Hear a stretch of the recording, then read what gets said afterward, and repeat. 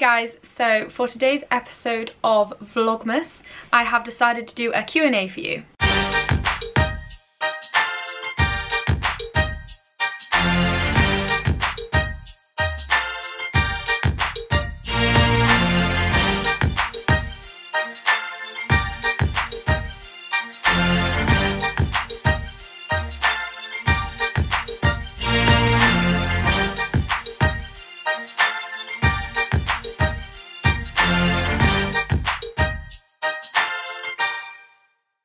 So first question is from Melinda. What type of saddles do you ride in? They look amazing. So we ride in the Equipe, and also I have one Amerigo, Wilf's in the Amerigo. I really like the Equipes especially because they're so lightweight and I don't feel like there's, you know, that added weight on the horses. Yeah, so that's the saddles we use. We get them from Helen Murphy. Yeah. Next question is from Emily. I don't know whether this question has been asked yet, but what is the best way to help a youngster with straightness? I thought it would be easy. I was so wrong. My boy falls in and out everywhere. Any tips would be so appreciated. Okay, so my biggest tip for getting a young horse straight is definitely that they have to be taking you forward, so they have to be in front of your leg. When a horse is travelling in front of your leg, it stops them falling left and right as much. I would say another really useful tip as well, and what I do on the breakers, so they're like really young ones, to try and keep them more on the wall, I open my outside rein. I don't hold it out there, I just open it and then let go, so it encourages them to get back over to the wall because they haven't yet figured out moving off your legs. Like obviously it's really important that you use your inside leg as well to keep them, stop them falling in, but I would say like something that the guy who broke our horses in taught me, and it has literally saved my life many a time, is pulling your outside rein, pull them over with your outside rein a little bit, and then as they get more off your leg you won't have to do that as much. But I would say the main one with this is definitely they need to be going forwards. It always feels like you're going flat out, but if you're going forwards, one, you're safer, two, like I say, they can go straight easier. This one is from Catalina.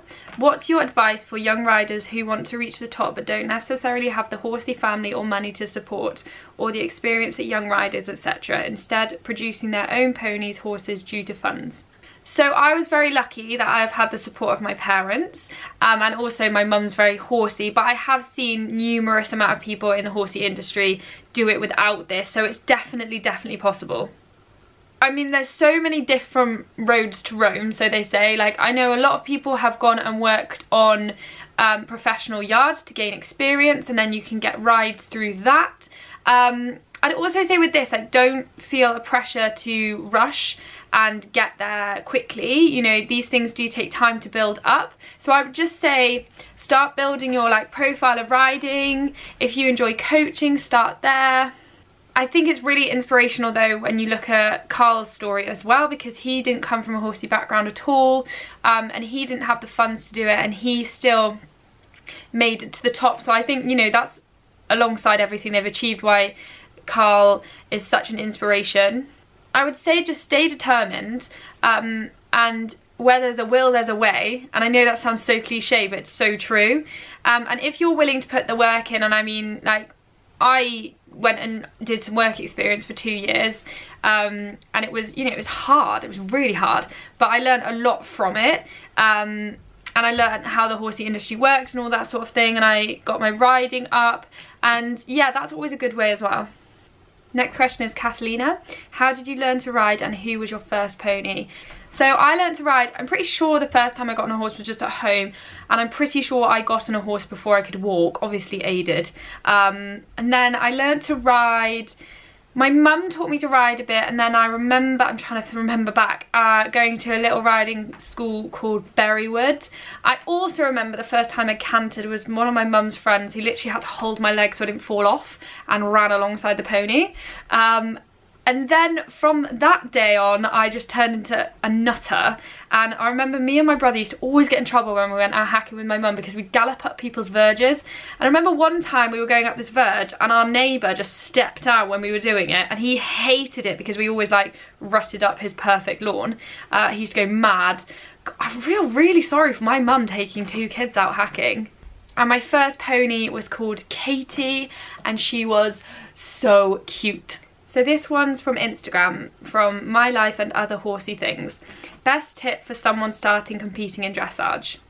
So I would say to someone who's about to start dressage, remember why you're starting it. It's because you like it and you enjoy riding your pony, and it's enjoyable, because when you get into it, sometimes it's easy to get frustrated, it's easy to put yourself down because maybe things aren't happening as quickly as you want them to. But I always tell myself, anything of value will take a long time to achieve. Another tip I would give them as well is don't compare yourself to others, because you don't know how long they've been riding, you don't know the ability of the horse or the pony they're on, and like I always say, everyone's on a different path, so just kind of do it for you, and your competition is your past self. This one's from Equine Life. Would you do a meet and greet? Yes, I have done one meet or greet already. That was at the Nationals, but I'm definitely up for doing another one. I just need to find a location and a time. This one is from Grey Equestrian. What do you consider to be the most important thing you will want to accomplish in life? This is a really hard one. I thought about this before, like if I was lying on my deathbed, what would I have wished I had done? And I definitely think it would be making a difference in the world, like a good difference, helping people. Also, like I have my own personal things that I want to achieve, like becoming like one of the top riders in the world. But I would say if I was sat on my deathbed and I had all these medals around my neck and I'd won like everything, but I had done it by stamping on people and not helping people and being very selfish, then I don't know if I would be satisfied. So I think it's very much a balance. I think for me to find a balance in life would be great as well. A balance of my own personal achievements alongside helping people, and leaving like that legacy behind and knowing that you've done something good. Yeah, that's a really hard question though, really hard. Next question is from Janet. The weather is pretty grim here, arena frozen and too slippy to lead horses out anywhere. How do you cope with unscheduled breaks in your training program? Do they make a massive difference to the progress made by young horses? Very good question. I would say if you look at the grand scheme of things, if your horse misses a week of work over its whole competition life, it's literally not going to be a drop in the ocean. I wouldn't worry about it at all. It's very easy to get frustrated when you can't progress with your horses, but I always say like it honestly doesn't matter, and as long as the horses are happy and safe, that's all that matters, and then you can carry on training when the weather's better. Next question is from Fiona Beale. Have you always been at your current yard with your horses? Your property and facilities are just gorgeous. Thank you very much. So no, we haven't always lived here. We moved to Ledbury in 2010. We used to live in Shropshire before that. When we first moved here, there was literally no equestrian facilities, and we did the house up quite a lot as well. Mum had to live here for a while without power. I think they slept in the lorry for a while. Whilst this place was being done, I was working in Gloucester, so it wasn't too far away. Yeah. Next question is from Tash. What time do you often go to sleep at night and wake up in the mornings?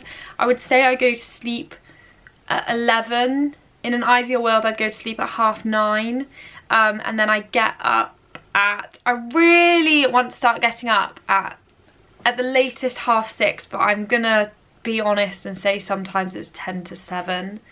And I start work at 7. That's really bad, isn't it? But I did for a while start getting up at 6 and I was like nailing it. And then the winter hit in and it was cold and dark and I didn't want to get out of bed because I am not a morning person at all. I hate getting up in the mornings. Okay, so this one is from Sienna. What has been the most challenging level, elementary, etc. in dressage for you so far? So I'd say this one very much depends on the horse I'm on. On Wilfred, it was most definitely going from medium to advanced medium. When I was doing medium on Wilf, we were going to the Nationals, we came 3rd at the Nationals, everything was fine, I was cruising along, I was like, this is wicked. And then we hit advanced medium and he just did not take to flying changes at all. His canter was far too like big and out there and not together enough. So changes were very, very tricky, and I think it took us, I mean, I still sometimes struggle at advanced medium on Wilf. I think it took us 2 years to just get around an advanced medium nicely. Like I say again, we still struggle sometimes. So definitely on Wilf it was that. I'd say, yeah, on a lot of them it's medium to advanced medium, because you can get away with having a what I call floppy canter in medium. But then when you start trying to put flying changes in, very, very tricky if you haven't got the canter. So a lot of people can get stuck at medium, trying to get up to advanced medium. And then I think when you get to advanced medium and then you want to get to PSG, again, it's a big old step. PSG into 1 are quite similar. I wouldn't say like I'd struggled changing over with those, but then when you're going to go from into 1 to into 2, again, you've got to have the Piaffe Passage ones. That's quite a big step as well. But yeah. Right, I really didn't want to pick this question because I can't pronounce the name. I'm guessing you're from Sweden. Cuddy Gullet. Anyway, hi. Hi, I love your vlogs. What is your best advice to help someone to start change their mindset? And would you consider travelling to Sweden and having a clinic here? Yes, I would consider travelling to Sweden. I think that'd be really cool. I do want to start travelling over the world to do some teaching, which would be really fun. Right, so best advice to help someone change their mindset. Now, the way I did it, and it's not like the most, you know, amazing way. I just went onto Google and typed how to get a positive mindset, and there are so many articles, so many vlogs, so many blogs, so much information on the internet about positivity and mindset, and I literally just delved into it and I became obsessed with it. And because I think I'd hit a really low point, I think it's got to annoy you. Your mindset has got to annoy you so much that you then start to do something about it. And I started to do something about it every day. I became very obsessional about changing my mindset around, and I think that's why I did it so quickly. But read up on it, watch YouTubers who talk about it. There's one really good thing that I find amazingly useful are TED Talks. So if you put into YouTube TED Talks, there are so many on so many different subjects. There's literally a TED Talk on everything. I think there's a TED Talk on the talking horses. I haven't quite looked into that yet, but anyway, TED Talks are great. Just put motivational videos into YouTube and so many come up. Follow people on social media who are motivating, not like people who are always moaning about stuff. Like I got rid of most of the social media people that I used to follow that were just quite moany. I just got rid of them, and just followed really positive people, and surround yourself with positive people.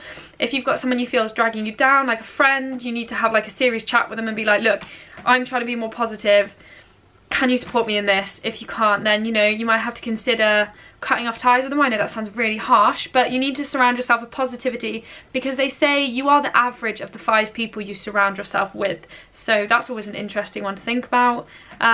Yeah. So this one's from a Snapchatter. Celebrations or quality streets? Quality streets, because I really like the red ones. When you first started riding, did you know from that point this is what you wanted to do, or did it take a little getting used to? So I'm trying to think back. There's always been something inside me that has always been like gritty, determined to carry on, even when things, because I've had some really tricky times with riding where I'm like, what am I doing? Like, what am I doing with my life? But I've never ever gone, I just want to give up, ever, which is really weird. It shouldn't be weird, but you know what I mean. When I was younger, yeah, no, I did consider doing other things, but I just couldn't turn away from it.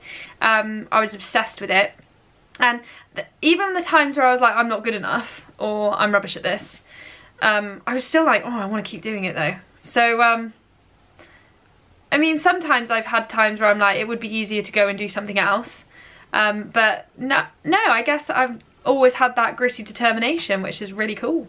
So this is another Snapchat one. What was the stupidest, most embarrassing question you asked someone at a competition? I can't remember a question, but I can remember a moment.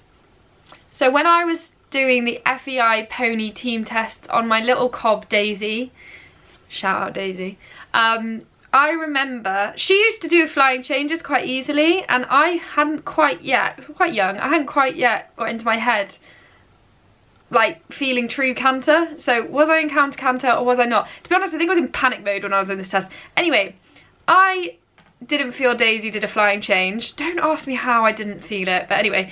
And then I proceeded to do a half pass in counter canter. Oh, the shame. The shame. That's probably one of the most embarrassing things. Oh, another one as well, when I was wearing a top hat, it blew off. And you get eliminated for that. You generally get generally get eliminated for that. That was really awkward. I've had my hair fall out a lot of times, again, pretty awkward. Yeah. And to finish, I had someone message me and they didn't want me to say who their name was or anything, but I'd love to answer this question. Hi, I didn't want to post mine up as it's a really personal thing for me, but I am a wannabe low-key dressage rider that struggles badly with my weight. I lost 5 stone in a very unhealthy way to be able to ride again, but I haven't lost any more in 2 years. I need to lose another 4. I struggle really badly with mindset about it and have made myself very poorly with food in the past. If you have any tips on anything like this, I would love to hear them. I want to be the best I can be for my horses, but I am very stuck right now. So well done for messaging that in, because I know it can be a really hard thing to talk about. And I know that I really struggled with sorting my nutrition out. I've spoken to you guys about it on the vlogs, and now I'm working with Andrea Bales from Natural Solutions, and I actually have a meeting with her after this, which I'm really excited about. I could go off talking about, you know, you have to just eat in moderation and you have to just eat healthy, and it's not about like not eating, it's just eating the right things. But again, I think even when we know that, we still struggle with it. What I find the best thing for me, and the times I've been at my best in my nutrition, is when I have somebody there holding me accountable for what I'm doing. And I know this is annoying because it can be like, have you got the finances for it? But when I was speaking to Andrea, I was like, you know, I want to invest in my health, because nutrition can help you so much. It's not just like how you look and your image. It helps you with like your brain function. It helps you with your hormones. Like when I was doing the questionnaire, the things I was reading on nutrition is mad, on things it can change. So I mean, I now know how important it is for me, and if I want to be the best athlete I can be, and also the best like businesswoman I want to be, then I need my body to be fueled in the right way. So I have invested in working with a nutritionist, and then I think it's much nicer having someone support you. Like Angie is going to support me for 3 months, and she's going to get me going. She's got all the advice there for me. I've also had it done by my blood type, so I know exactly what foods are right for me to eat, because I was always umming and ahhing, like, should I eat bread? Do I eat gluten? Am I allowed cheese? All this sort of thing. I'm like, what is actually good for me? Because I know there's so much information on it, but I'm like, yeah, but what's specifically okay for me? And with the blood test, that's what it does. It says like, these foods suit you. So I actually have my results back, and it's cool. Like, I know I can eat cheese now, which I used to always avoid cheese and full fat yogurt and stuff, but it says I can eat that. But I'll give you guys more details on this as I go along. But yeah, that's my honest answer for that one. So that is the end of the Q&A. I hope you guys have enjoyed it. Let me know what you think. I love reading your comments. If you have enjoyed it, make sure to tag a friend so they can join the Towers tribe. Share this video, like the page, and I will see you for the next one.